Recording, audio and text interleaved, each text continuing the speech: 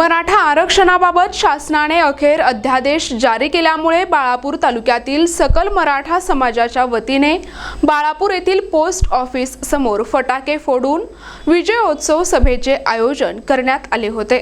मराठा आरक्षणासाठी जीवाचे रान करणाऱ्या आणि मराठ्यांसाठी निस्वार्थपणे लढा उभारणाऱ्या मनोज जरांगे पाटील यांनी शेवटपर्यंत यासाठी लढा देत मराठा समाजाला न्याय मिळवून देण्याची भावना यावेळी मराठा समाजाकडून व्यक्त करण्यात आली। यावेळी बाळापूर या ठिकाणी पोस्ट ऑफिस समोर विजयोत्सव कार्यक्रम मध्ये माजी आमदार नातिकोद्दीन खतीब, उमेशप्पा भुसारी, डॉक्टर फैयाज हुसेन, शिवाजी म्हैसने, मुरलीधर राऊत, कृष्ण अंधारे, गुलाब उमाळे, रमेश लोहकरे यांच्यासह मान्यवरांनी मनोगत व्यक्त केले। यावेळी विजयोत्सव कार्यक्रमाला दत्ता पाटील नळकांडे, माजी नगराध्यक्ष जम्मू शेठ, बाळासाहेब तायडे, संजय उमाळे, करणसिंह ठाकूर, महेंद्र आप्पा लावरे, विजय वाघ यांच्यासह सकल मराठा समाज बांधव, शहरातील नागरिक मोठ्या संख्येने उपस्थित होते। यावेळी विजयोत्सव सभेचे संचालन ज्येष्ठ पत्रकार रमेश ठाकरे यांनी केले, तर आभार माधव घोंगरे यांनी केले।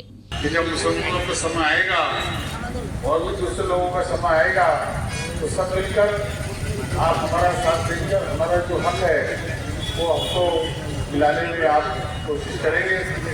आज क्योंकि हर समाज में गरीबी है और ये जो इतिहास निकला है ये समाज के लिए नहीं बल्कि हम समाज में जो गरीब लोग हैं उनके लिए निकला है।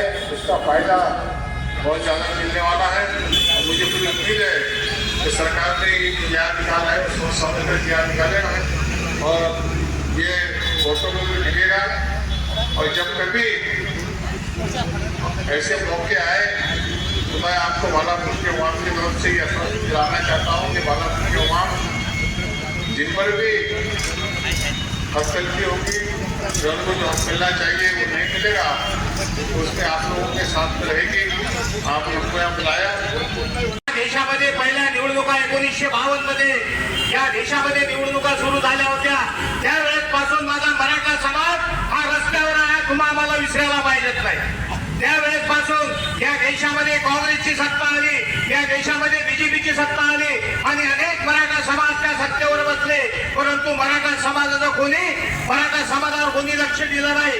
1981 मध्ये 1992 मध्ये या मराठा समाज ओबीसी समाजाला मंडल लागलं, त्या अनुषंगाने आरक्षण जाहीर झालं।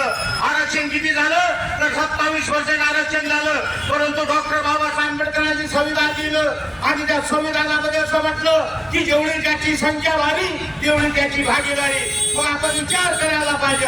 डॉक्टर बाबासाहेब आंबेडकरांनी सांगितलं होतं की ज्याची जेवढी संख्या वाढी असेल तेवढं त्यांना आरक्षण भेटलं पाहिजे। आज वर्तमान काळामध्ये अगर इथला ओबीसी मराठा समाज याची या देशामध्ये गिनती केली तर आज वर्तमान मध्ये 60% 67% होतात। म्हणजे मराठा समाजाने जर विचार केला, मराठा समाजाने एकट्याने जर विचार केला तर या देशाच्या सर्वोच्च गादीवर माझा मराठा समाज बसल्याशिवाय राहणार नाही। प्रतिनिधी अमोल जामोदे, NTV न्यूज मराठी, बाळापूर, अकोला।